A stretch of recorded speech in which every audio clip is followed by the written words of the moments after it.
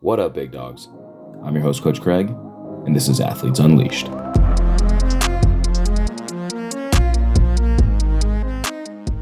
Today on the podcast, where up-and-coming elite athletes discuss their highest highs, lowest lows, and help shed some light on what it takes to find success at the next level.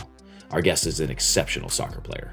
She plays for LAFC ECNL out of Los Angeles and recently graduated from Hart High School, where in her senior season helped lead her team to league, CIF, and state championships, being named All-League and All-CIF along the way. She's committed to attend and play Division I soccer this fall at UC San Diego. Please enjoy my conversation with an absolute baller, Alexis Nguyen.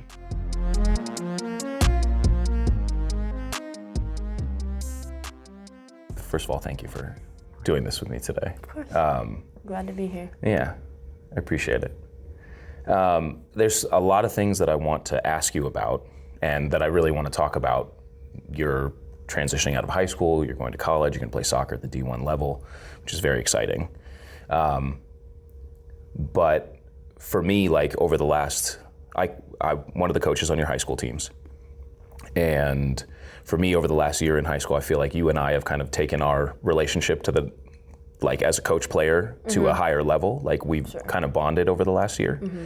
And I'm not quite sure how it happened. Like it was a process, but I think the year before you were injured for most of the year, so we didn't get to spend as much time together. But like we had tons of great moments, which we'll talk about. I'm interested to hear your perspective on how the year went and winning pretty much everything. And I definitely want to talk about your performance in the state final game. Okay.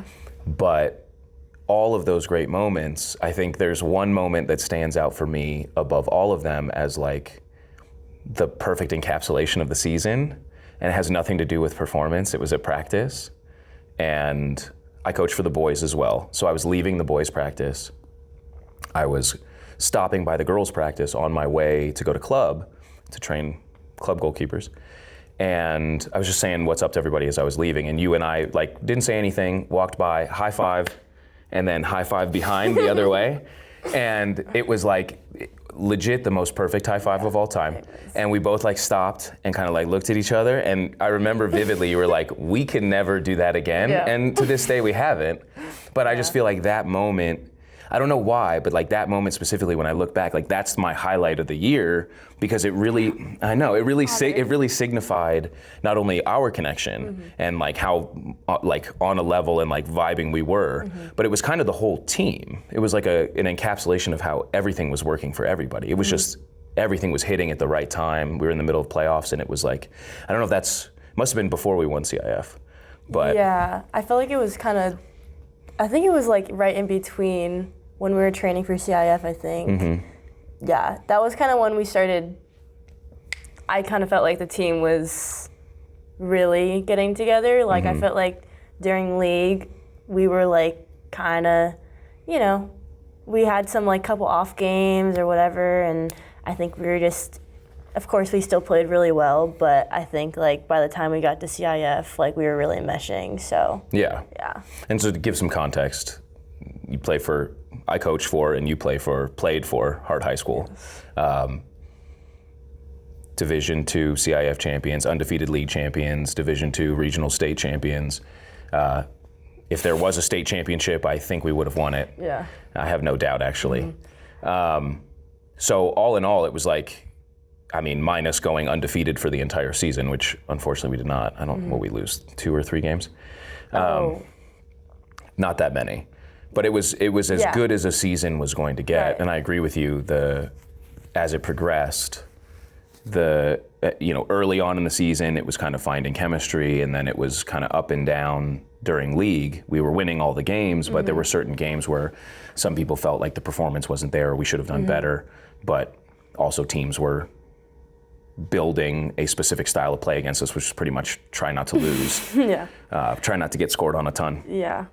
And then everything, I think when teams tried to start playing us straight up in the playoffs, we finally got to see how really quality the team was. And if you look down the roster, the hope is I'm going to be talking to all of the players who are going on to college, but for the seniors graduating, you are the only one who has committed to go to a Division I university. You're going to UC San Diego, which is very exciting. Thank you. But that wasn't always where you were going. So originally, you were verbally committed to St. Mary's in Northern California. So for me, like in the Division I recruiting process now, I'm less familiar, but I'm interested, how did you get connected with St. Mary's in the first place?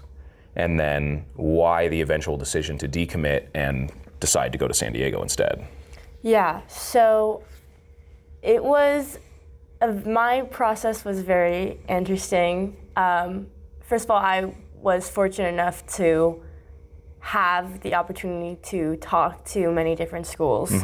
And I think I got lucky with the year I got to go in. So I was playing with, I am in 04, so I got to play with obviously 04s, and their recruiting year kind of got messed up with COVID and stuff, so that was super sad. And I got lucky enough to be class 23. So that ended up working out in my favor because I was being watched by coaches before a whole year before I was able to even be contacted about, if they're interested and stuff like that. So there was that, first of all, which I think really helped me get out there. And what I mean by getting out there is I was being watched because we were DA and then we were ECNL, but those showcases, that's literally all that happened at those showcases. There's a bunch of colleges there, and you hope they come and watch your games, and I think that's kind of where I got seen a lot. Yeah. So obviously through that, there was me contacting coaches as much as I could through emails, but other than that, I didn't really do a lot of ID camps. I was just more of email them, and that's kind of all I did was just try to stay in contact. And I had some highlight video stuff, but other than that, it was kind of just working hard to just try to be a player that is not only a star dude on my own kind of player, but just showing my work ethic and also how I could be versatile and just be a team player. I think that's something that a lot of players kind of miss when they because people know when they go to showcases that colleges are watching, it's time right? to perform. Right. So they want to play differently and they want to do all this stuff on their own, and because they want to be seen. Yeah, they want to show out. Exactly. So I think that also helped me actually shine a little bit on the field, just because I wasn't just trying to be on my own. I was trying to show how I was good in a more wide range, if that makes sense. Yeah. So moving on from just the soccer part, I was contacted by a good amount of schools by the time that it was time for me to be recruited. So St. Mary's actually wasn't one of the first schools that I was talking to or anything, but I actually had a lot of interest in them because I really wanted to go to a small school, really, because I felt education-wise, I wanted to do something that was more personal. Okay. So having more personal relationship with the professors, stuff like that, Smaller class sizes. That's just what I wanted at the time. And I knew their soccer program was also really good, but I had actually never really heard of them at first, but getting to know their school, there was a lot to love about it. I've been there. It's incredible. It's absolutely stunning. So I actually went to visit, I went to UC Davis and I went to St. Mary's. So they're pretty close to each other.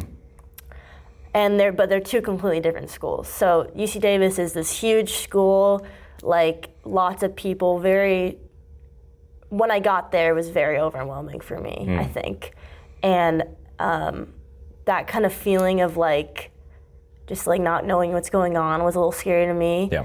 And then I went directly from there to from UC Davis to St. Mary's.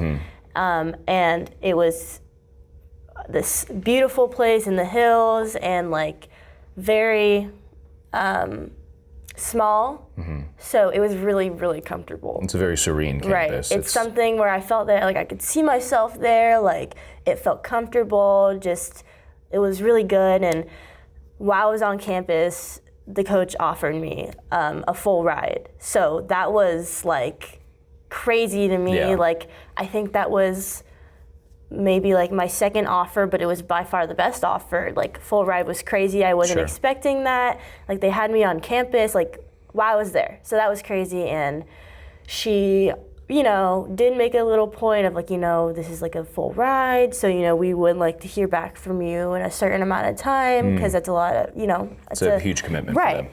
Right. So I think that I got, first of all, I was extremely excited about it. Yeah. You know, I felt like out of all the schools I'd visited up to that point, that it was the one that I liked the most, and that they had just gave me a full ride, and I just like hopped on it. Like I think I called her back in like a week later, and like was just like, okay, like I want to commit, and I think that's kind of for me where I went wrong. Like I felt like I kind of just really, really rushed in there, and I had a lot of other things that I could have explored, right, like school-wise. And so that was partly why I think I ended up decommitting later on. So what specifically about the school stuff? Well, the school stuff, okay, well, first I felt like I rushed in. And then the other thing was that I felt like over that, it was about a 6-month period, what I wanted for where I was going to go changed. Like just that, it's that simple. St. Mary's is like an amazing school where I think that so many people would love it there, but I think that I just had this realization that like I wanted to go somewhere where I would be kind of uncomfortable, if that makes sense. No, that does a lot. Yeah, because I feel like going somewhere uncomfortable kind of forces you to grow and like to branch out, and like I feel like I always hear like being uncomfortable leads to like, you know, finding new things and discovering things about yourself and things you wouldn't necessarily ever find out if you never, you know, stepped out of your boundaries. So I think that was like a big thing for me, is I wanted to go just somewhere big and somewhere that I could, you know.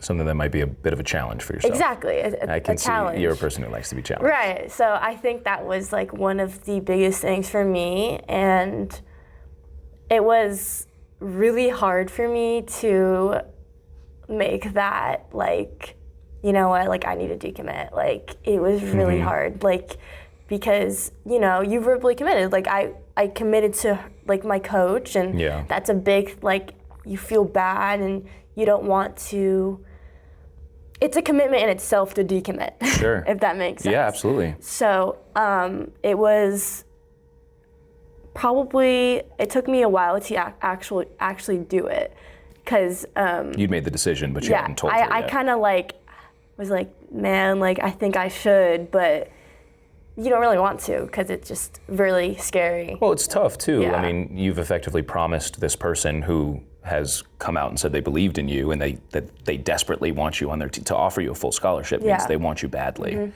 and you've made a commitment to somebody. It's tough to break that, and I understand like that. But that's kind of where I wanted to get in your head with that, is the feelings wrapped up in knowing that you want to make a decision that's better for you, but having to let people down who were, I guess at this point, kind of counting on you to be there. And I mean, she's a Division I coach. It's probably not the first time she's had a recruit decommit. Yeah. But it's still got to be disappointing, especially when you get there and it's like everything is perfect for you, and you like, I mean, it's kind of, I feel like it's understandable. You get to a place, especially when it's the opposite of what you were just seeing at Davis.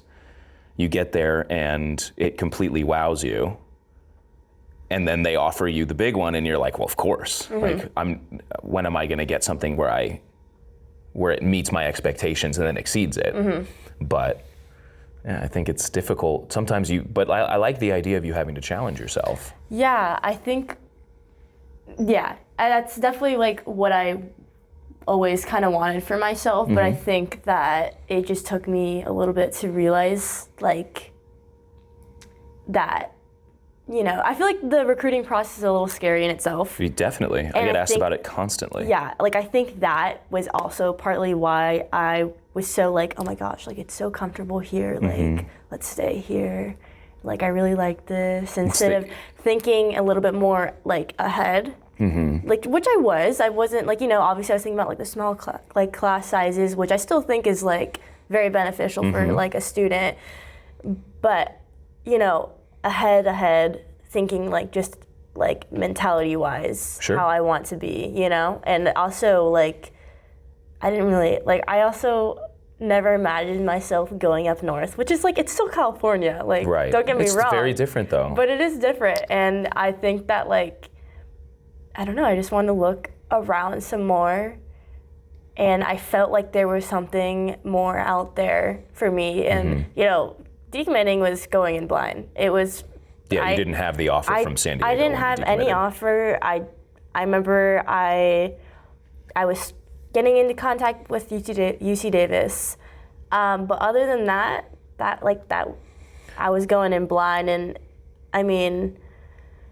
it was really hard to step over that line of like actually decommitting, luckily the coach was like so understanding. Yeah. Like, she was just like, we want someone who wants like to be here, like which completely makes sense. And that was kind of her mentality, she's like, we want you to go somewhere where you're going to be happy. Right. And so like, that really helped, I think, because I was just like so scared to like, and that she was like, I was so scared she was going to be mad at me, So that was really like encouraging, I guess, in a way, that she was like almost supportive of me, and like it made me like kind of, I guess, believe in the whole like recruiting system a little bit more. Alleviated the burden a little bit. So like that happened, and then I feel like the timing, even though it was like really late technically in like my recruiting process, and a lot of schools have already done recruiting. When did you officially decommit? Do you remember?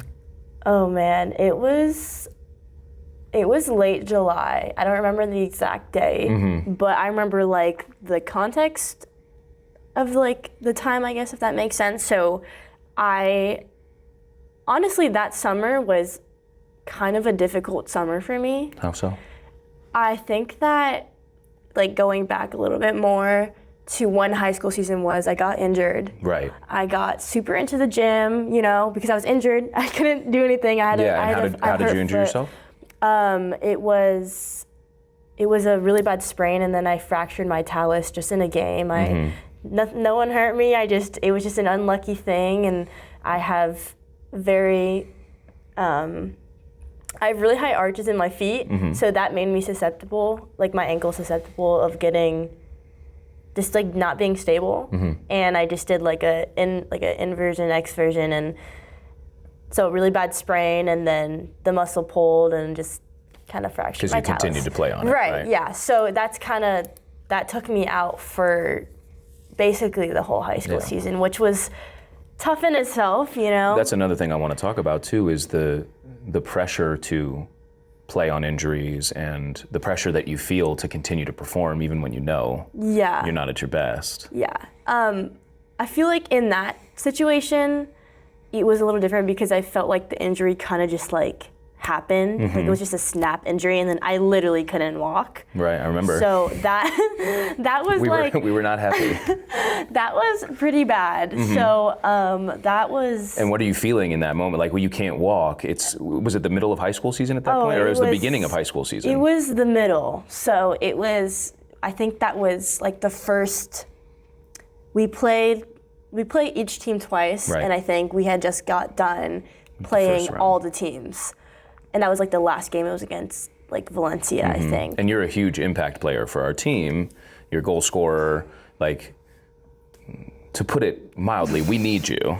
And so that's a devastating loss for the team in itself, but also for you, now not only do you not get to play, but your team now has to continue the season without you. You kind of sit on the sidelines. And I remember you were coming to games, but it was just like you couldn't walk, so you weren't out at practice, and so you start to lose that camaraderie with the team. 100%. I mean, what's your headspace in that at that time? It was really tough. I think like I was having like a really great season too, you know, and I can attest to that. You were. It was tough to have to sit and watch, and it definitely had an effect on me for sure. So sorry. It's okay. I definitely tried to stay active. Obviously, I started going to the gym a lot just to try to do something. Because I mean, I could still, work out my upper body or whatever. Sure. So that kind of became my new normal because I just wanted to have something to put my mind and my effort into. And I think that actually did help for a while. Because I think it was something fun and something that I actually saw results, and it was good in helping me Well, I feel like when you're an okay. athlete, you have to get out and move in some way, shape, or form. 100%. And if you can't do the thing that you love to do, and the thing that you've dedicated yourself to doing, doing something that's adjacent to that, where you're like, this is going to help me in the long run. Did you feel like that time in the gym helped you as a player? Okay, well, I think it was good in the sense of helping me feel, just helping me mentally in the time being. But I think it came to a point where I started to realize I'm in the gym doing bodybuilder exercises and not soccer player exercises. not I couldn't, but it was I don't think this is really. I realized it really wasn't beneficial for me as a soccer player, and that's when it started to kind of not help me mentally anymore, because I was like, what's the point of me being here? It was fun while it lasted, but it really didn't do anything for me. And I think that's kind of when it started for me, when my mentality kind of started to not be as great. And honestly, after the injury, it took me just so long to gain my confidence back. Really? It was really tough. I came back to high school. I think I played the last 2 games. Yeah, I remember you played in it was CIF semifinal. Yeah, against and then we Redondo. got freaking. It was a game. Well, was it the state? Was No. state you came back? It was CIF. Yeah, no, you came back. No, it was state. It was state. So you didn't play in the CIF I did not play in CIF. I thought you did. No, I didn't. Cause we almost pulled that game out. Yeah, no, that was a surprisingly. great game. That was a great game, but. But yeah, you came back for state and we got smoked. Yeah, that's when I came back. And I was like, bro, are you kidding me? I almost felt dang, I thought I was gonna come in and change things for it. Yeah, exactly. We lost to them the first time. So to put it into context, the team that won CIF and state that year bounced us out of the CIF playoffs and the state playoffs back to back. So we played them 1 week, and then we played one other team in the meantime. They won the championship while we were off, and then we had to go back. We played them at home at their house both times. First game, I think we lost 2-1 right at the end, and it was like a thriller game. It was great. Really good game. And then the last game, I think we lost 6-1 or something. Yeah, that was our last game too. And it was a bummer because we didn't have too many seniors, but I feel like all of the seniors on the team, all the younger players really bonded with them hard. And you even see it now when they come back to the pro, when they came back last year when we were having such success, you really see it, how excited everybody is to see, players from the previous year. And I feel like it was just, we were it was kind of like us against the world kind of thing. And especially after losing to them the first time, the thought was, we're going to come back. We got Lexi back. We're ready to go. And it just went the opposite direction. Yeah, it definitely sucked. But I wouldn't say it was the reason why I started almost not having a good attitude towards myself in the game. I wouldn't even say that. I think it was just it just started from the injury, and like Sure. I think from that point on, even with club, like I just really struggled, and How? Like, what do you mean by you struggled? I just think I just like had like a lack of belief in myself. Like I just didn't believe in myself, like, and that is almost like the biggest thing, and I just felt like I couldn't do anything.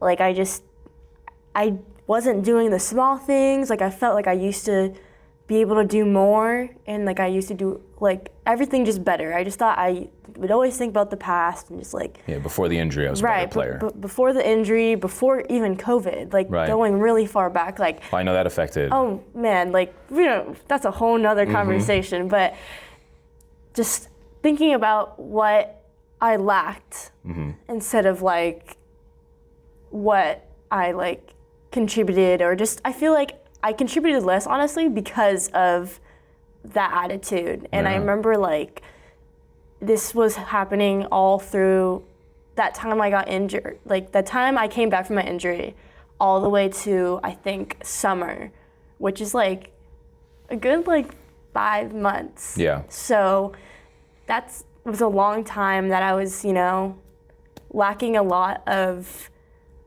just like self-belief. And I remember I went on like a girls trip thing with my friends. It was just like so random. And I was just like sitting on, like I remember it was just a moment, I was just sitting on the couch with myself, and I was just thinking, I was like on my phone watching this video of this girl. I think she was like doing some, kicking it in the air and like trapping it and then doing something. And I was like, in my head, I was like, damn, like I don't even think I can do that. Like I think I suck. Like I literally thought I was so bad. Yeah. That was probably like the lowest I've like felt like about myself, like with the game, like ever. Like it was just like, I couldn't believe how much I thought I was not good. Like I just did not believe in myself whatsoever. Like I've never felt that way in my whole life about anything, but I was just like, wow, like I really think I suck. Like I think I suck.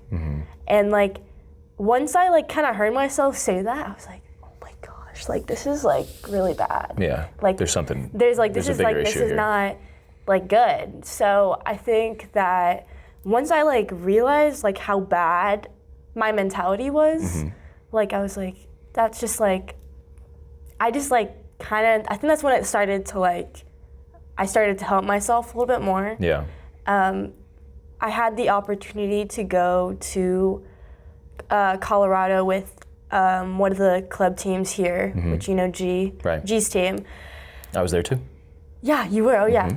But obviously they were a lower level or whatever. In comparison to what not to be insulting to their team, but they're playing at a lower level than you're used to. It was just a different league than mine, right? So I had the opportunity to go play with them in Colorado for their playoffs, and I think my main focus going into that was like, just believe in yourself, believe you can do it. And that's honestly exactly what I did. And that trip was everything that I needed and more, because I came back with confidence, and, obviously I was maybe playing against a less challenging team or something like that, but it was what I needed. Like, and I needed to go and believe that I could do stuff and try things and be creative and, just put myself out there. Like, relating to like the school thing, like challenging myself and believing that stepping into this challenge that like I can do it. Sure. Because that is when I do it. Not being afraid of the challenge either. 100%. Like if I don't believe I can do it, you're not going to do it. I'm not going to do it. It's all about like the confidence you have in yourself. And like from that point, timeline to when I decommitted, that is the last time I played before I decommitted. So all of that negative headspace, you're still committed to St. Mary's. Yes. So you could have just stayed where you were and not worried about it and been like, I don't have confidence in myself, but I still have the D1 offer. That's a ballsy move to then. 100%. So it was a very crazy summer, I guess, because I had just I felt like I was grasping on to my confidence again. And then I went on this vacation with my family, and I was like, you know what? I need to decommit. And I did it on vacation. Really? I was driving, I had a conversation with my parents, super supportive, like, you know, which it was scary because, like, I also didn't know how they were gonna feel about it. Like, they knew, you know, what a great opportunity that I had, like, secured already. Sure. You know? And they were like, you know, like, hey, like, get in contact with other coaches. Let's do the thing again, you know? Great. And I'm super thankful to have, like, that support, you know? So I, you know, decommitted literally on the drive home from that vacation. It wasn't like how I wanted to do it, but it ended up happening that way. I think my coach kind of sensed that, like, something was going on. Yeah, you're not reaching out for no reason. Yeah, so she was like, okay, just, like, call me now. So on the drive home, Rip the Band-Aid off. yeah, It was probably for the best. It was for the best, and, you know, it was like, it went well. So I'm also, like, very thankful for that, because I think that kept me, like, calm for like what was ahead. And that same week there was like a showcase. So that was like the showcase for me, because now coach is like finding out like what's going on, like word gets around that word you gets decommitted. around that I decommitted. So all these coaches, I mean not all these coaches, but you know, like a good amount of coaches like heard about this happening and were going to come and watch me. Like, this was the time to do it. There was no other time. Yeah, it's got to be interesting because you're on everybody's radar. Then you commit, and they effectively have to drop you off their radar. Then all of a sudden you pop back up. Yeah, I was blown away by the amount of people that still were interested in me. And that I even, like, there's a lot of schools that I didn't even know were interested in me before. Sure. So, like, which got to be good for your confidence. I mean, obviously, yeah. I was like, you know, it was great. But that showcase was very, like, that. It was kind of then. Like, that was the time, because there was not going to be any more showcases, like, unless it was, like, super late in the process. So that was the time to do it. And the last time I played was in Colorado, which was like in the beginning of the month. So kind of jumping into it, you know, but I think I was very thankful that I got to go to Colorado and find that confidence, because first game back, I think I barely slept that night, just because there was so much, you know, anxiety about what was going to happen that next day. Literally played one of the best games I ever played. I don't know. I have no doubt. I've seen you thrive under pressure. You know, I was very thankful that, you know, I came up, or I guess that I performed when I had to, you know? Yeah, well, I mean, for me, so this is where I'm interested. Like, obviously, that's amazing that you were able to, but, like, where are you the night before? I think this is where people don't recognize how much pressure elite athletes are under to perform. And you're kind of like, my future is on the line with this. Like, this is my opportunity to shine. And if I don't know where I'm going to be. So in that moment where you're feeling, I mean, you must be feeling, there's anxiety, there must be a ton of pressure. How do you overcome that? Yeah. So that's a big question, because I think in that specific situation where, you know, lot on the line, I think that the only thing I could do was just tell myself that, like, there's literally nothing that I can do right now, like, thinking about it, stressing about it. There's nothing that, no matter how much I stress about it, it's not going to change what's going to happen, if that makes sense. Like, me stressing about it is not going to help me play better tomorrow. Like, it's not. So all I can do is just try to, you know, relax and, you know, think about the game, maybe. You know, think about the game, think about what I want to do, what I want to focus on, maybe. But other than that, just relax, go on my phone, like, you know. Take your mind off it a little bit. Take my mind off it, you know, just, like, hang out with my family, like just try to just not focus on it, because I think that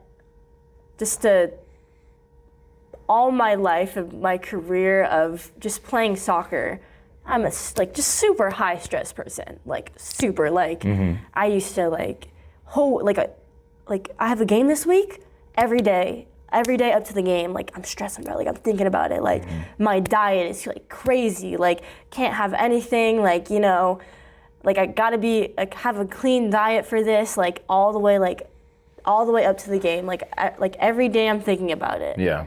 And that's how I used to be, but I think, well, talking about now, I'm completely different from that, but I would say then, obviously, I was, going through a lot with mentality and trying to find and figure things out on how,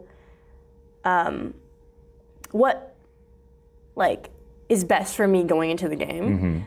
I think I still stressed about it 100%. Sure. I can say that now, that's what I try to do, but I still think I try to do that, but obviously I don't think I slept much that night, so there's stuff that you can't control. Were you talking to anybody about it? Yeah. I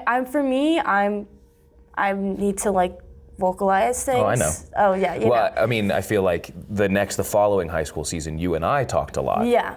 But at the time, I mean, obviously we're not together, it's not high school season, and I don't think our relationship was as tight as it is now. So what were you doing at the time? Yeah, I definitely always confide in my dad, which we can get into how much my dad has done for me. Dad's done a lot for a lot of people. Yeah, we don't have to get into that. But I'd be interested to talk about it. Yeah, but he, I feel like he kind of has the same opinion when it comes to you can't really do anything about it now, So I think he just says, think about what you want to do and this and that, and you can't do anything about it now. So just try to relax. Obviously that was my exact mentality, and it's nice to hear it from somebody else, though. Yeah, yeah. It's sometimes tough to hear it from your parents, which I think is why a lot of kids will listen to their coaches, but not their parents. I have that a lot with kids that I coach, where their parent will be like, will you please tell them this, because they won't listen to me. But you have a unique relationship with your dad because he was your coach for a really long time, coached a lot of people for a really long time. So maybe that changes things for you. Yeah, in certain contexts, when it comes to mentality and stuff like that, I feel like I 100% confide in him for that, and also believe what he's saying, and I'm very I listen to that a lot, but I'm not gonna act like I don't get after a game when he's like, you need to do this, and you need to do that, I'm so okay, I'm just Is this conversation over now? No, yeah, I'm not, I'm still we still have that 100%. Even when he coached me, I was still I would totally give him attitude. I still at some point, yeah. Well, I there's definitely other people I'm going to be talking about that I coach their kids and their relationships with me and them and how it all works. But I feel like at some point, if parents are coaches, or even if they're not your coach specifically, but they've coached other things and they want it, it's at some point it's just can you just be my dad, please? And I think it's interesting as you get older. And as you evolve as a player, I feel like he's probably does it less than he used to. Yeah, he does. I think that honestly, I think that my dad, he never does it I feel like a lot of my teammates always have oh yeah, my dad just yells at me in the car after, I don't feel like I get yelled at. I think that I just care so much about how I do on the field, and I get, obviously there is insecurity, you played a game, you didn't play the best, and you don't want to hear that again sometimes. You don't want to hear it reiterated by your dad, even though honestly it usually, if I would just listen, it would be really helpful. Yeah, but it's tough to hear it in that moment. It is tough to hear it. I've been there too. It's really tough to hear it. can we not do this on the drive home, please? Yeah, it is. Because I just don't want to hear it. Like, you know, like you don't want it to be like set in stone that like, yes, you actually play bad and yes, people saw it. And That's some advice that I would give to parents and coaches sometimes, is sometimes you have to let the player decompress a little bit before it's like, hey, we'll talk about it tomorrow or we'll talk about it later. Just like, you got to give them a minute, because the emotion, I know for me when I played, the emotions were so high all the time and I didn't know how to regulate them. And so it's like, I'm already really upset about this and I'm upset with myself, and no one's going to be a harsher critic on me than me. And then it's like they're telling you things and you're like, I know, I'm aware that it was not a good day today. Yeah. So it's a difficult way to walk. Yeah. But that's good that you're able to confide in him about your mentality. Yes. So we're at the, jump back into the showcase, right? So it's the night before, you're nervous. Yeah. I mean, you have nerves, or it's just anxiety, you feel the pressure, or it's just like you're just trying to put it as far from your mind as possible?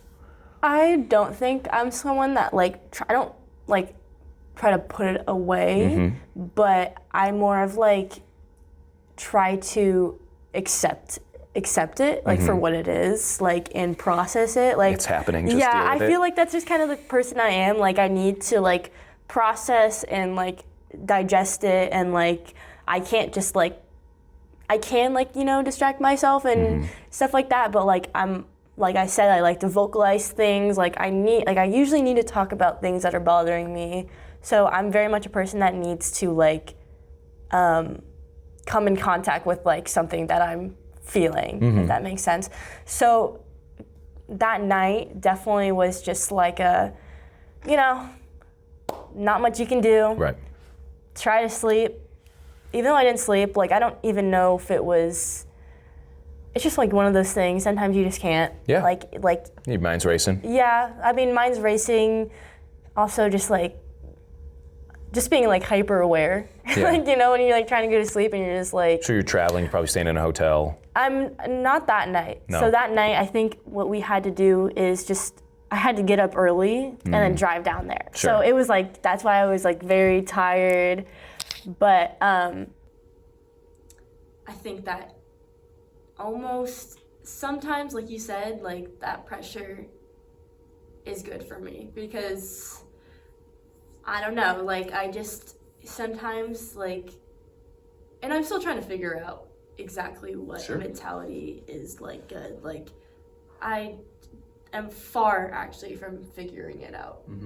But I think I know in the back of my mind, like the best thing for me is being relaxed, finding the balance between being relaxed and being focused, if that makes sense. Sure. And like not overdoing your focus and making it stressful, but not being relaxed where it's like you're not like mentally preparing yourself to go hard and Not relaxed to the point you don't care. Exactly. So I think on that day, I didn't think about it much, and I think I was tired, so that kind of gave me the more relaxed kind of feeling. But I also knew that I had to perform. So, you know, I could try to like say exactly what I did and exactly what I was thinking, but I couldn't tell you that, obviously. So I think it was just one of those things that it was the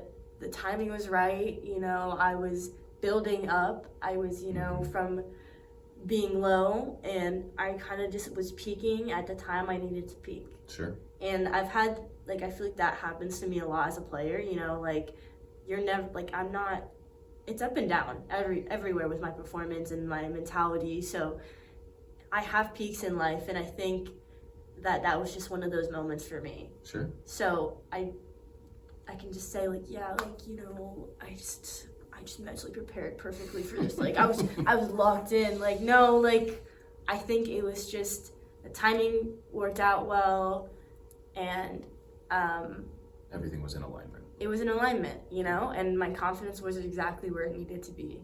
So it's funny. I can attest to seeing that with you too, where I think you have such high expectations for yourself and the way that you want to perform all the time, which is understandable because when you perform at your peak ability, you're incredible.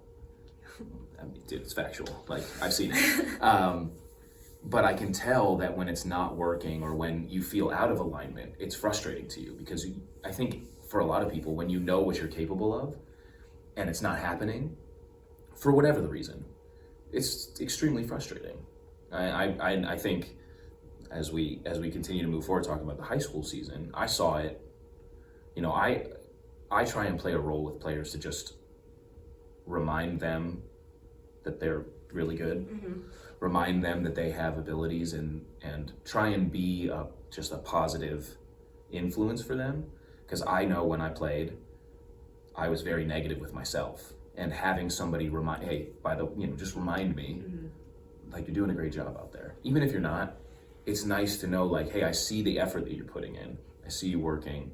And I remember saying it to you during the playoffs, where it was, during CIF playoffs, I don't think you were performing to the level you wanted to. Or maybe you were, but the individual results for you weren't happening.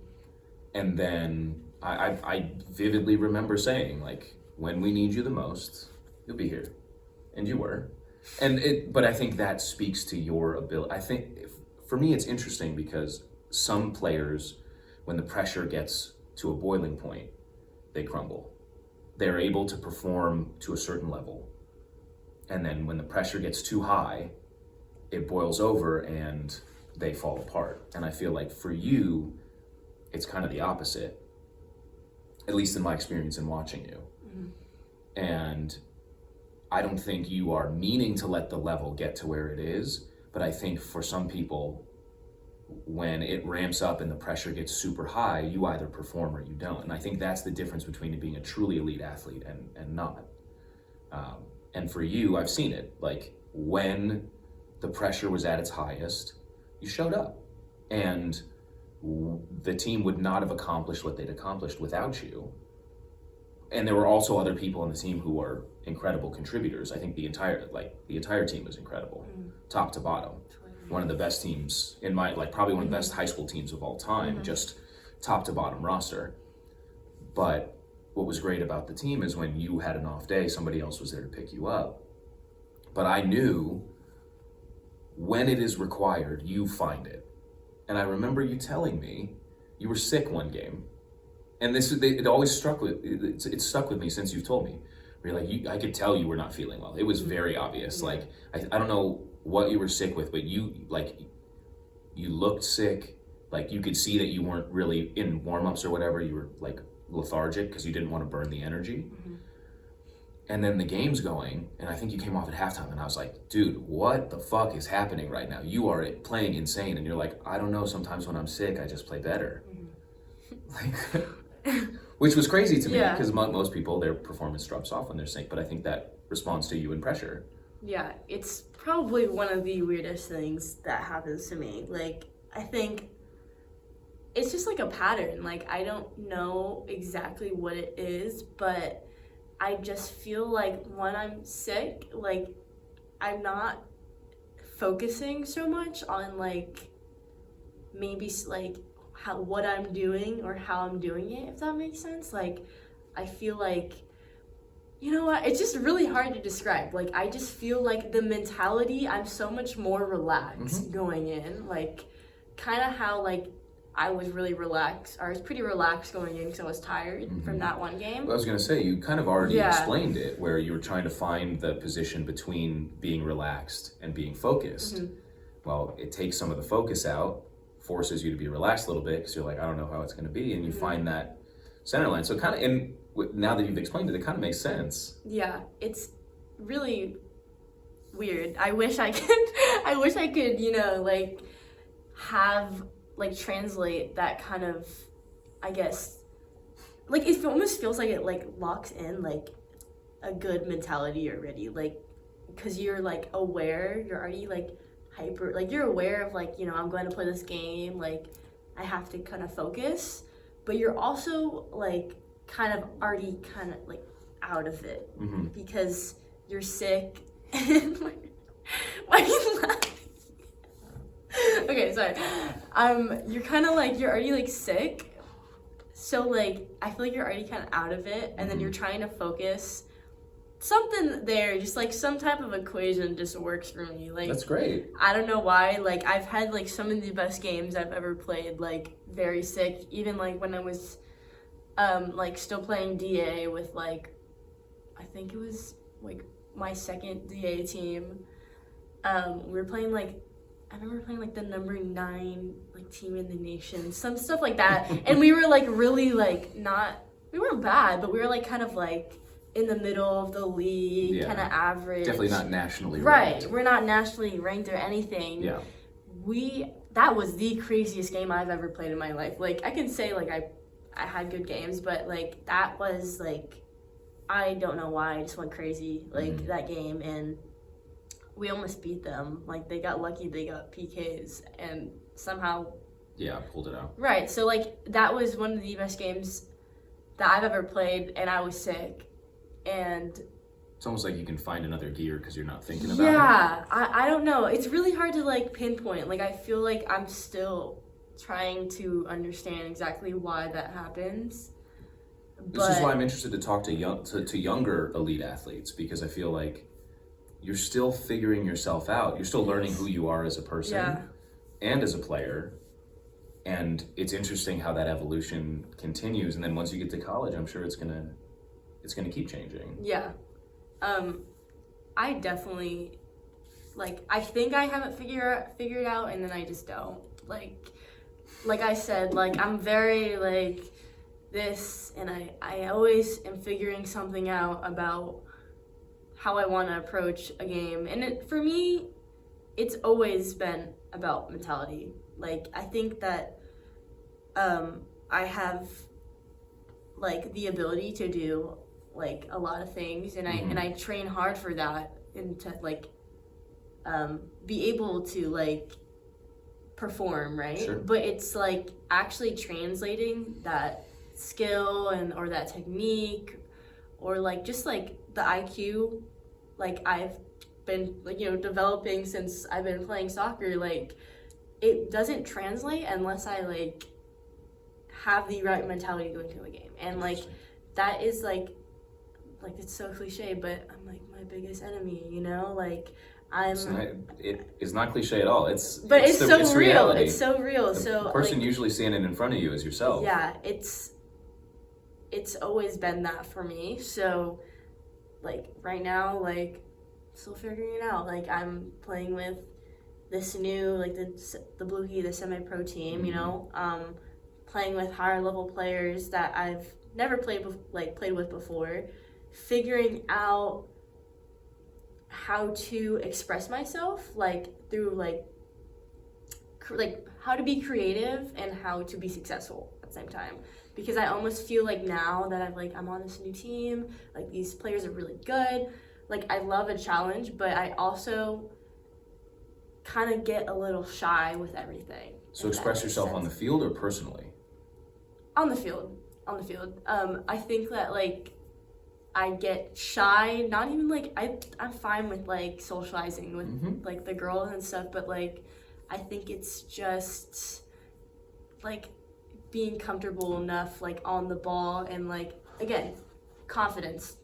I feel like right now, like, in my games, like, playing with Blue Heat, like, I lack, like, so much confidence and so much, I think, like, creativity that I usually would have.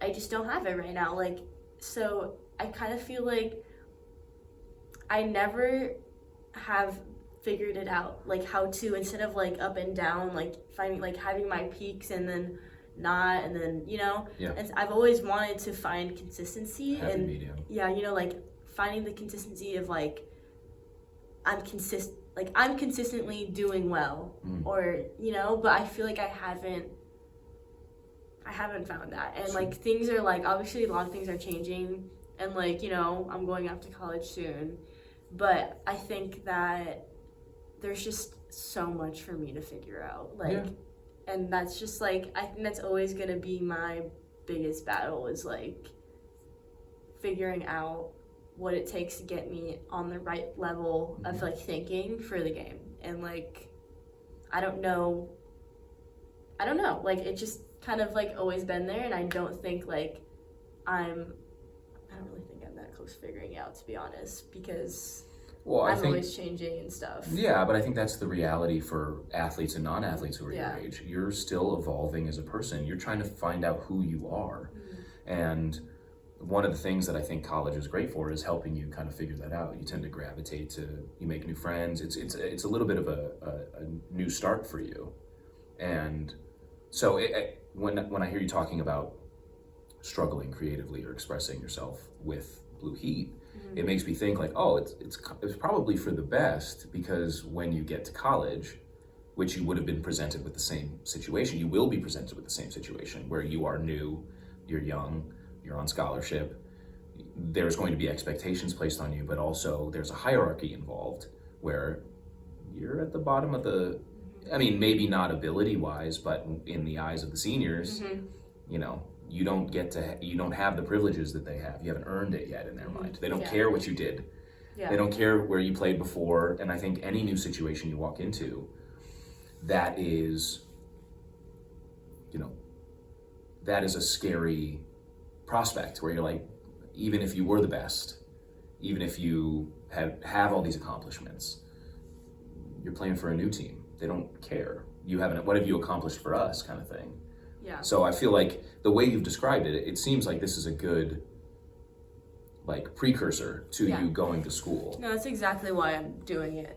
I mean, I think I'm fortunate enough to be able to have like the opportunity to play with these players. Sure. I mean, this is exactly why I do it, because I'm trying to get ready. Like and obviously for me, getting ready is all about mentally preparing myself. And also, you know, there's definitely a difference of speed of play and stuff, and there is that. Well, you're always going to do the physical aspect, though. Right? Like that's one thing that we haven't talked about is how much work you put in physically, touching the ball, working on your skill set. But that, at the level that you're at, that is an assumption. You must be doing that. So it is interesting. The focus is on the mental game, but you have to include all the other stuff too, because otherwise you're just going to get left in the dust. Yeah, I think like training with Blue Heat like gives me that like it's helping me mentally, obviously, like we established that, but yeah, it's definitely like preparing me for the speed of play of college, and like the just like, you know, the girls are gonna be big, the girls are gonna be strong, like it's like not only just like now about speed or what you can do on the ball, but you have to be able to hold your ground, and like that's a huge thing. And I think that's like kind of, I'm understanding that as I've been able to play with these girls. But I think I'm glad I'm going through like trying to figure things out right now, because I think, and I've had this conversation with my dad as well, like just I think it's helping me figure out like how to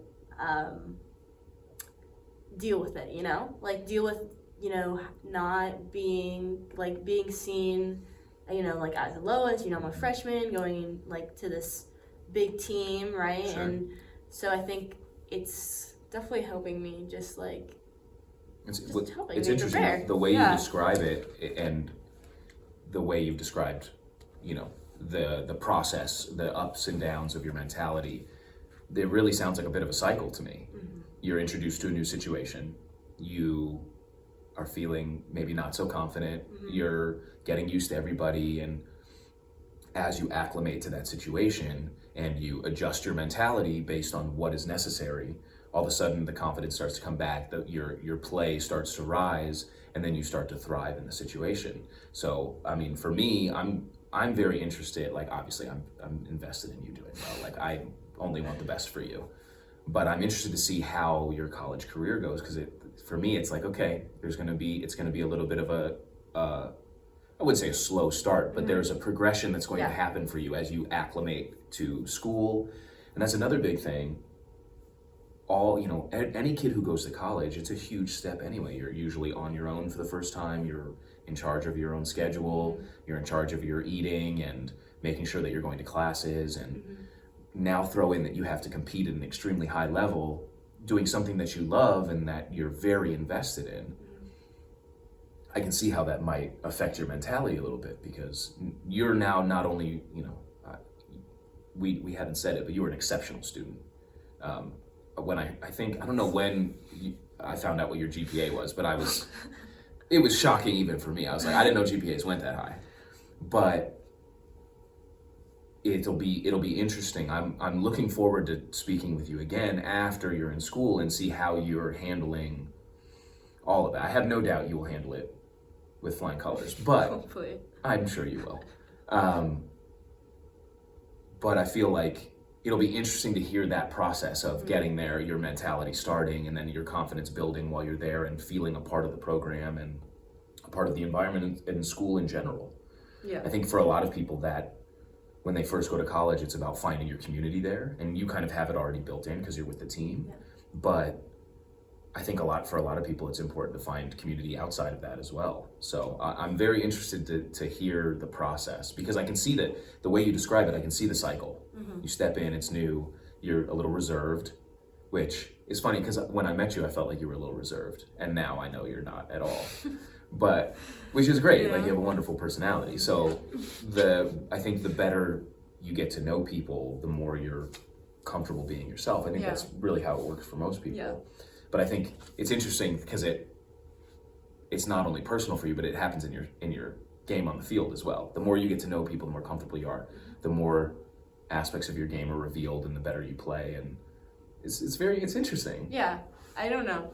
I mean, yeah, I've been just talking about it, like, I don't even think I really realized there's like a cycle thing going on, but I've had a conversation with, obviously me and my dad are like, that's like very much prevalent in what we talk about in our relationship.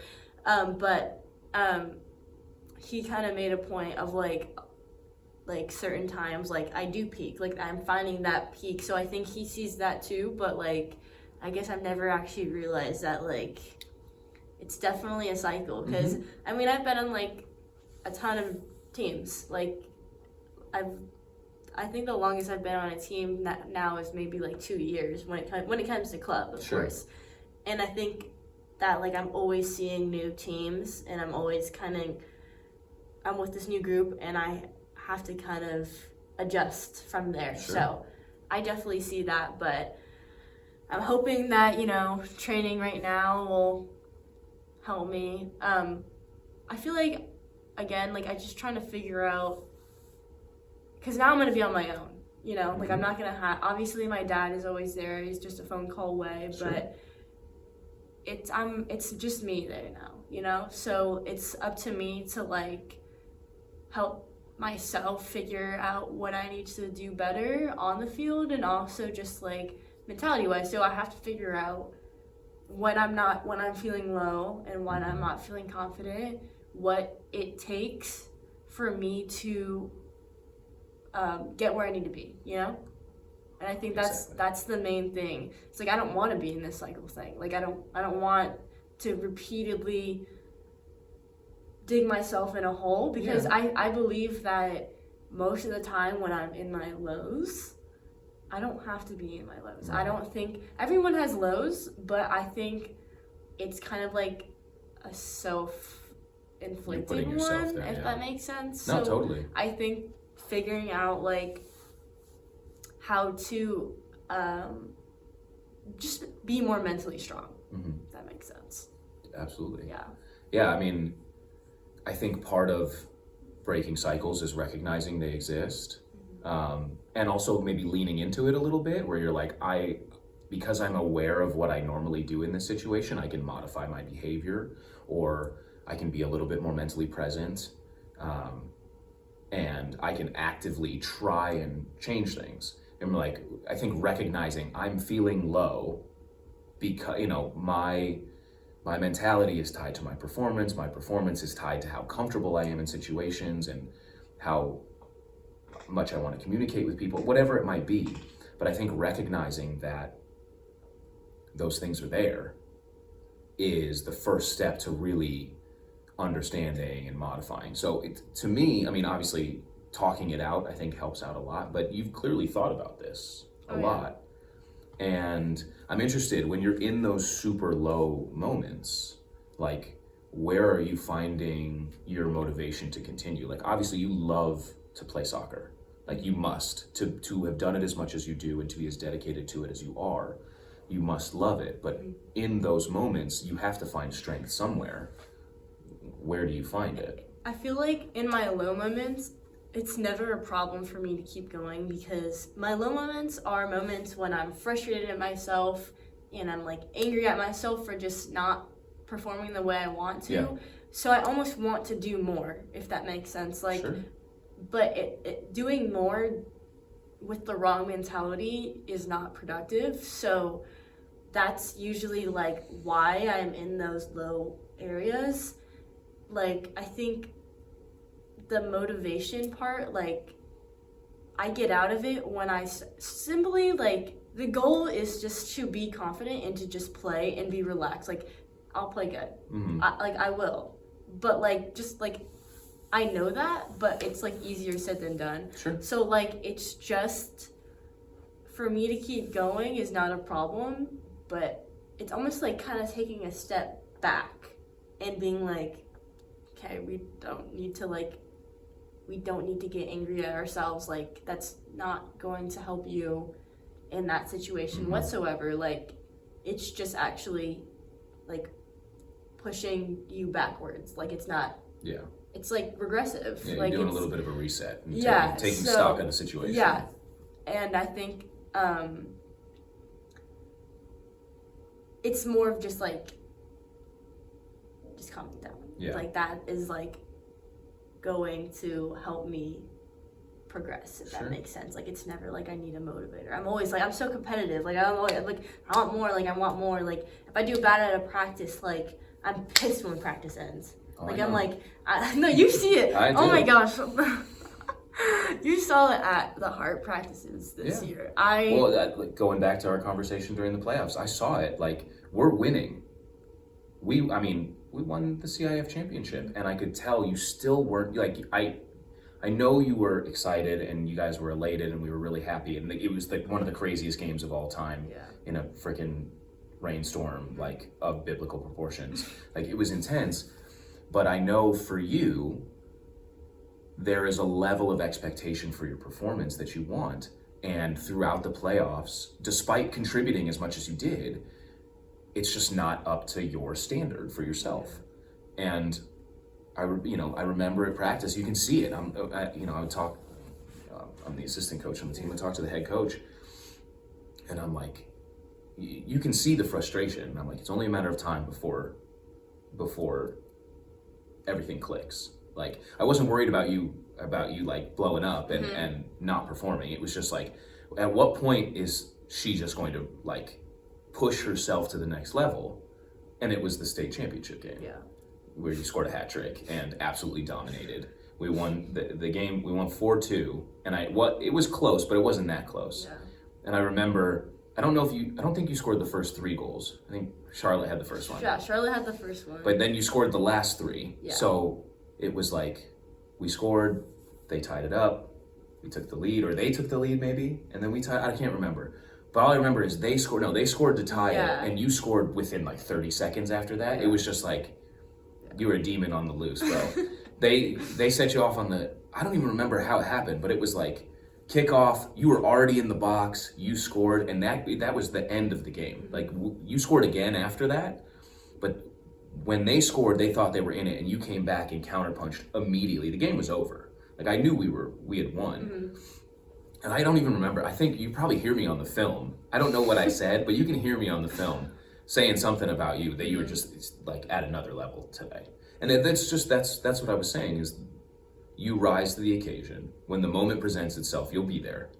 And I think I don't know if it's the frustration that pushes you, where you're just like, fuck this, I'm about to do what I'm about to do. But I've seen it, man. Like, I can see there is an expectation for yourself that I think other people have a similar expectation, but yours is beyond. You know what you're capable of, and if you're not performing to that level, you're like, unsatisfactory. Like, we won, I played well, but there's more. Yeah. And I think for athletes that are truly at the highest level, you're always looking for that little bit more. Even when you have that perfect game, you're like, I probably could have gotten another one today. Yeah. It definitely, I think over time, I kind of developed this, obviously, yes, 100% correct. I have these crazy standards for myself, which I know I have them, but I just don't, that's like really the main focus is like every game, every practice is just like improving myself as a player. And obviously I want to win, and obviously I want to do, like, it's half about doing good for the team and half of like doing good for myself. Sure. So like I think when I was younger, I was on teams that, well, my first DA team. So this is like I was on United, which was a local team here with my dad for many years, and then I kind of jumped to DA, which is academy. So it's kind of a big jump, I guess, like level wise or intensity wise. And I was on probably like I was on the worst team in that league, if that makes sense. Yeah. So like all losses, like the whole season. So when that was happening, like I kind of got into that mentality of focusing on like what you like on improving myself instead of focusing on the win or the loss. Right. Because that's all you can really control. So I think that is just so ingrained in my head that like now that's just what it's always been about. So like the CIF championships, great game, you know, well, not a great game, actually a bad game. It was a crazy game. It was like super rainy out, you know, couldn't dribble. Super rainy does not even describe it. Yeah, it was flooded. It was nuts. We were playing in like a pool.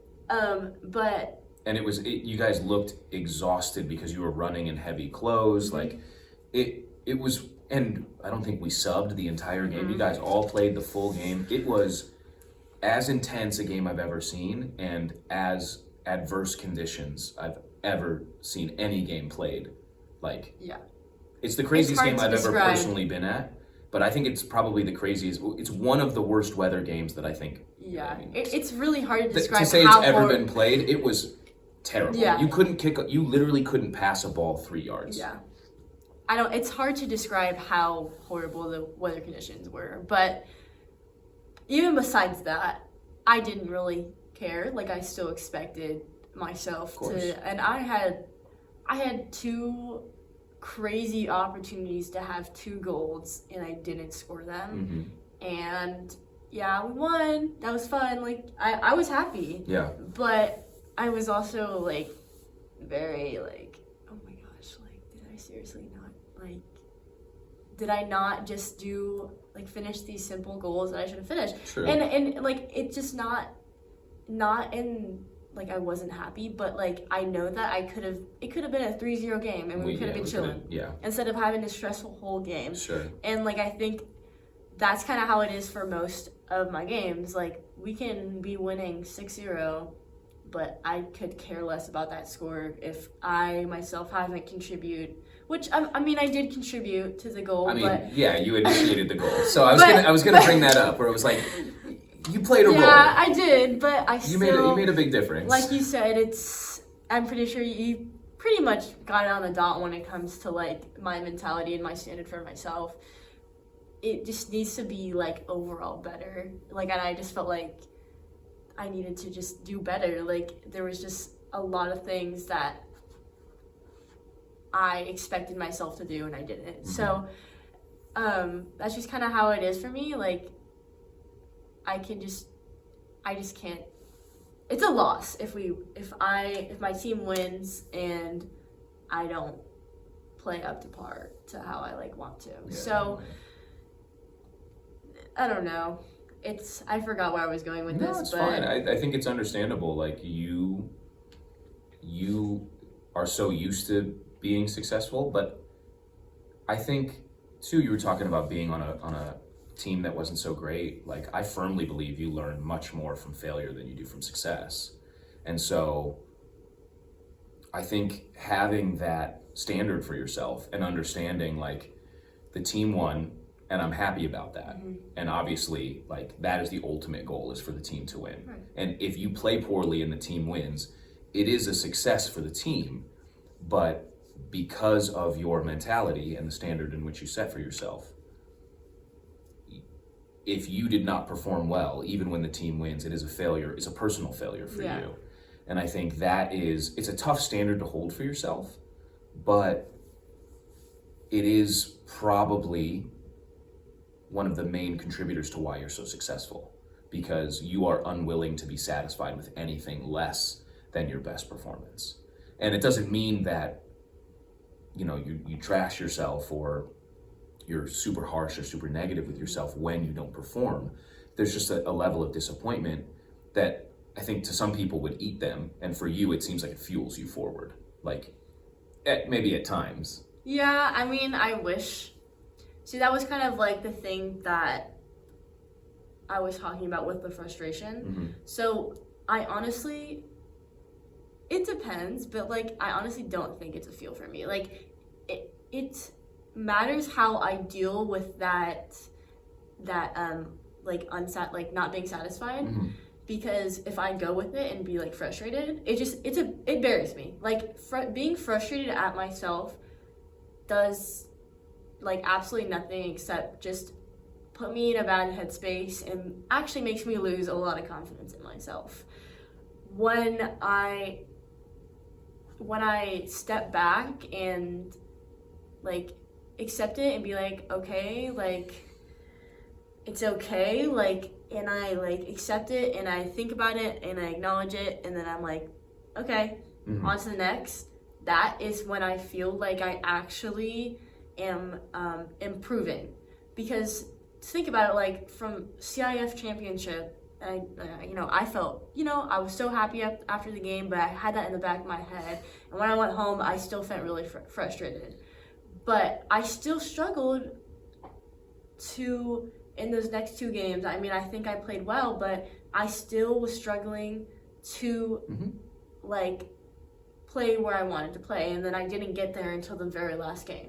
So but it's when we needed you. I told you it is when we needed me, but I don't like. I'm glad I could be clutch or whatever, but I want to be a more consistently good player, and like I don't want to just be like a one game type of player, because like I know I'm capable of doing it more than you want to show up every game. Yeah, so I think like that's kind of the goal right now for me, is like just that's your next evolution as a player. Yeah, and obviously I agree that what was I gonna say? I don't know what I was gonna say. I don't even know what I was gonna say. But anyways, I just think about being that more consistent. Yeah, I think that I'm just working on it, and it's a process, and just controlling my emotions, because I am a very emotional person, and like obviously but just working out the feelings and the frustration, and I just think that I just think anger doesn't do anything for me. Really? Yeah, like obviously competitively, like if I'm on the field, like getting angry on the field, like, oh yeah, like that person just took the ball from me, like they shouldn't take the ball from me, like that I feel like is like beneficial. But anywhere else, like when I'm getting down on myself frustrated, like zero productivity. And I think that happens to a lot of people. Like I think that it's kind of universal, but that's why I want to have these conversations, because I feel like a lot of people can relate to that. Yeah, I just don't ever think that getting mad and getting down on yourself really like helps you improve in any kind of way. I mean, it's good in the sense of like having a standard for yourself, but I don't think it's like I said, it's not productive. And while I say that and I sound like I'm aware of it, it doesn't really mean anything. Like you have to translate this stuff, and like I can like sit here right now and say I know what I need to do, like when I'm like relaxed and I find that balance, and I think just more confidently about myself. I play good. Sure. I know that, but it doesn't mean like it's half not the time I'm not doing it. So like easier said than done. Exactly. So it's also like figuring out like how to actually follow through on like how to find that consistency. Yes. So and I said it before, I feel like awareness is the first step. You being aware that and having a goal of I want to find this, even if you can't really define the goal specifically, like I don't know how to be more consistent yet, but I am chipping away at working at it, and then being aware of I'm in a low period, what am I doing? Where's my head at? How can I get back to where I was? And then when you're peaking, simultaneously understanding like what am I doing up here that's making it work so well for me, and how can I replicate this more regularly so that I can continue the high level of play. So I mean, to me, obviously, like I know what you're capable of. I've seen you do it. It's incredibly impressive. And throughout the season, I saw you become more consistent. And I think the only thing standing in your way at times is yourself, but you being aware that your mentality plays a huge role in your performance, I think is the first steps to you really mastering it. And it's interesting to say that your performance doesn't necessarily affect your mentality, but your mentality affects your performance. I think a lot of people, when they play really poorly, they feel really terrible about themselves. Where you're like, you can compartmentalize it in the sense of like, I didn't play as well as I wanted to, but that's not shooting your confidence. You're like, I'm gonna come back and try it the next time. So I find it interesting that for a lot of people, their performance affects how they feel about themselves. Where I feel like your mentality. Well, that's the goal. That's the goal of that's the mentality I want to have. I feel like to say that performance doesn't. I just mean me. Dramatically. Yeah, I feel like that's the goal though. Like I feel like the whole reason I get like in these things is because I get in my head, I'm like, I didn't perform. I didn't perform. So honestly, I do feel like I get like my performance does affect it, but that is my goal to. And I think when I play best, that is what I am doing. If that makes sense. Mastering your mentality a little bit. Yeah. That's good. I'm glad you're like you're kind of hitting that realization at the perfect time as you're stepping into the next level. So we never really talked about how you decided on San Diego. Oh, well,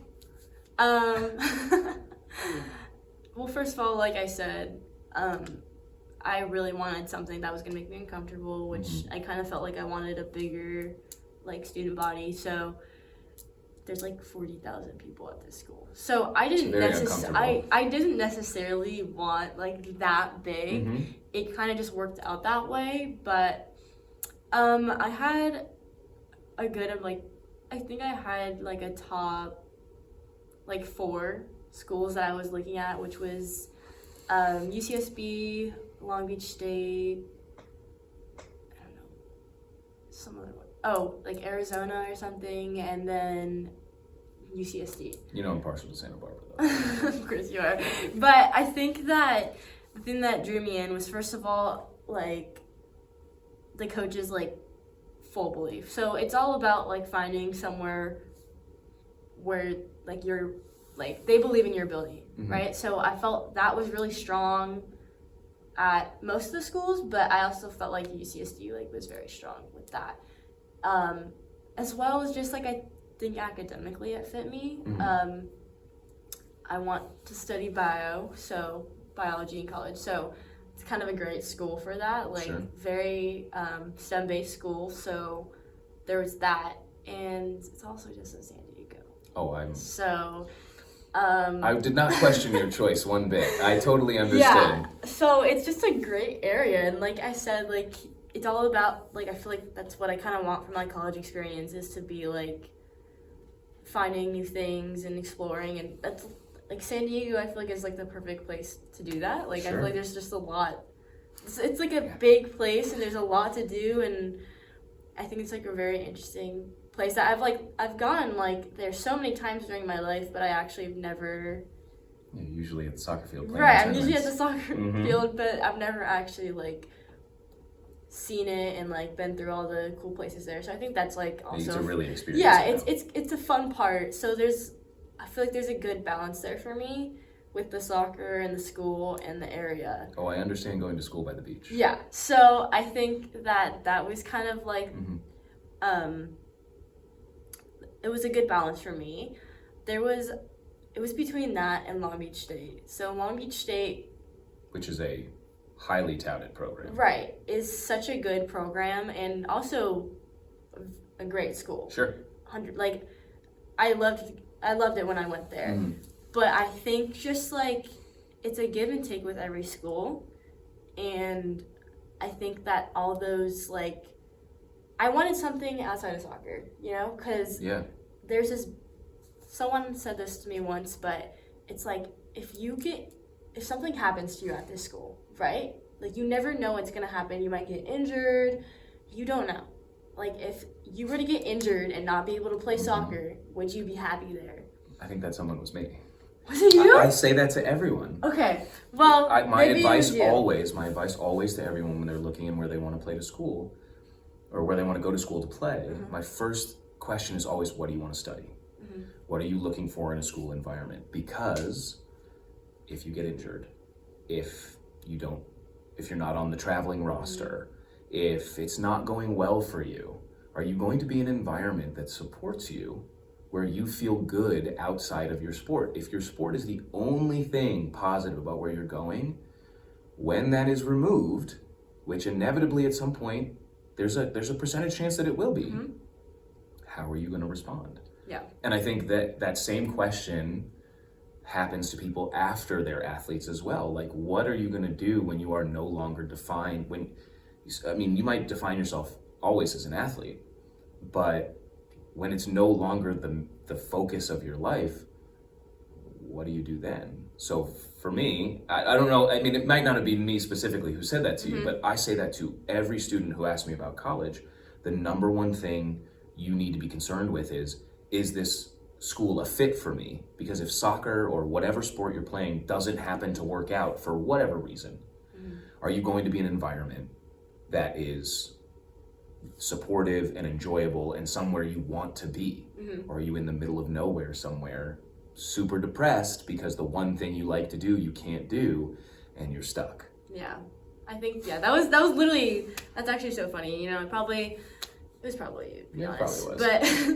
But we talked a lot last year, so did. Like I get it. But that's definitely was a big thing going in, because I had 2 recruiting processes. So going into the second one, I felt like I didn't rush it, and I was trying to be very smart about it, and that was at everything. Right, that really stuck with me, because I think that's like very important. Like, yes, I'm going to play soccer in college, and that is going to be a big part of my life, but you know, I want to not just be a soccer player. Your college experience is about much more than your sport. So I think that like UCSD was just kind of that perfect balance for me. And Long Beach, I loved Long Beach, but I think, like you said, like I just think it's just. It's sometimes when you go places too, it clicks. Like you said, you had it at St. Mary's, but you just didn't really give yourself enough time to think through everything.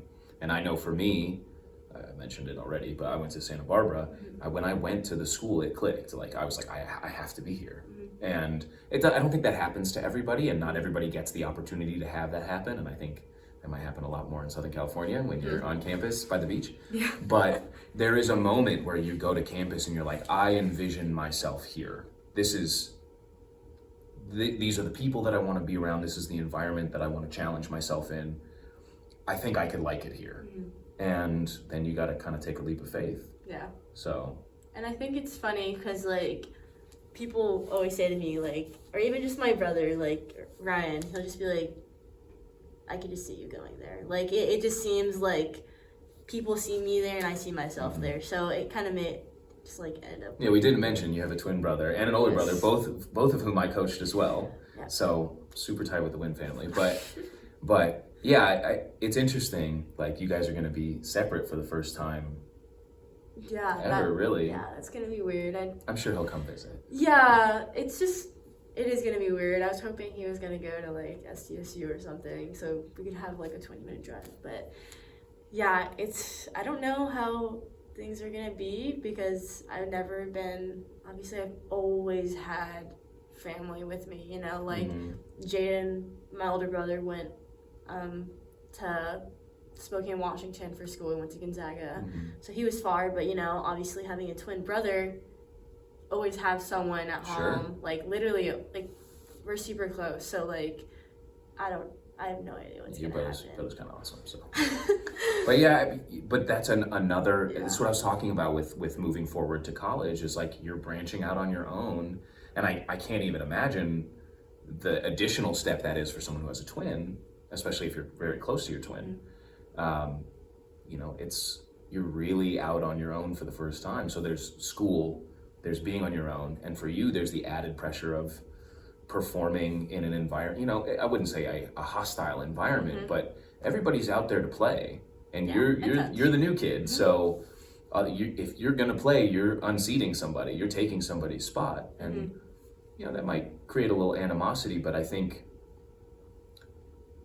I find that the camaraderie amongst teammates and you see it at the high school level, you see it at the club level. There is a level of competition, but there's also a family aspect to it. So it'll be interesting how that develops. And I'm interested to hear when you come back, because we're definitely going to do this again. Yeah. I'm interested to hear how those dynamics affected you, how being on your own, how being a part of this new program where you're going to be there for an extended period of time and ingratiate yourself. I feel like there might be some people who may be upset if you are playing over them or take their spot, but when you're contributing to the team and you're winning, it's kind of difficult to complain. So I'm interested to hear how it all shakes out. Yeah. So I'm very appreciative of how open you were today. I think I learned more about you today than I ever did before, and you really, for me, encapsulated what I wanted to talk to a lot of athletes about. Is there's a lot more than you see than just the performance on the field. So I'm grateful for you taking the time. You know, you're one of my favorite people. So this was wonderful for me. It was fun for me too. I'm glad you enjoyed it. So I wanna wrap up with one last question, and for someone who might be watching or listening, who wants to get where you've gotten, wants to get recruited, wants to play in college, has similar ambitions to yourself. Is there a piece of advice that you'd give them? It could be simple, whatever, but just something that you tell them to just keep in mind as they are on this pathway, on a similar journey to yourself. Yeah. I think the thing that kind of got me to where I am today is just really working hard in every aspect and every opportunity that you get. I just remember being when I was younger, maybe even elementary school, I was always the try-hard. I was the try-hard. They call me try-hard at everything. Yeah. Right? But I think that's what it takes. You have to be a try-hard at everything, going out on your own, doing all these trainings. And whenever you are training, you're not just going out there and just, lollygagging or whatever. Sure. Being there, being present, always working your hardest to improve yourself. That is the best thing you can do for yourself, because right? That's why else come to practice? Why else go to the game? Why are you here if you're not gonna put everything you have into it? And I think that's kind of why I am why I'm here today. I think that I put in a lot of work in every aspect too, and I think this is just a weird example, but I'm a forward, I'm a mid, but working hard on defense. That is so people, you'd be surprised how many people don't do that. And college coaches love that. So working hard on the field in every way you can. If you're having a bad game, but if you're working super hard, people love that. And it's good for you too. So I think putting all you have into everything and not ever coming into things half-assed is what's gonna make you or anyone like take a step up in their like level of play. Mm-hmm. And also just continuing to challenge yourself. That's very obvious. I love to do that. That's how I think I've got here today, like mm-hmm. going to all these new teams. Don't stay somewhere where you're comfortable. Like if you're playing on a team and you're killing everyone, mm-hmm. you're not challenging yourself and you're not going to get better anymore. Yeah. So you have to find somewhere where maybe you're the worst on a team. I've been like that a lot, but I always see myself getting so much more from those situations. So just working hard and always challenging yourself is definitely what I would say. It's wonderful. You did such a good job. Okay. I'm so proud of you. Good job. Thank you. Thank you so much for joining us today. You're awesome. Okay. Alexis Nguyen. I probably broke, like, what is it called? Like the fourth wall? You ever did anything? Huge thank you once again to our guest this week, Alexis Nguyen, our producer, Malin Blade, and everybody tuning in. Check out our next episode for another Athlete Unleashed. Later, homies.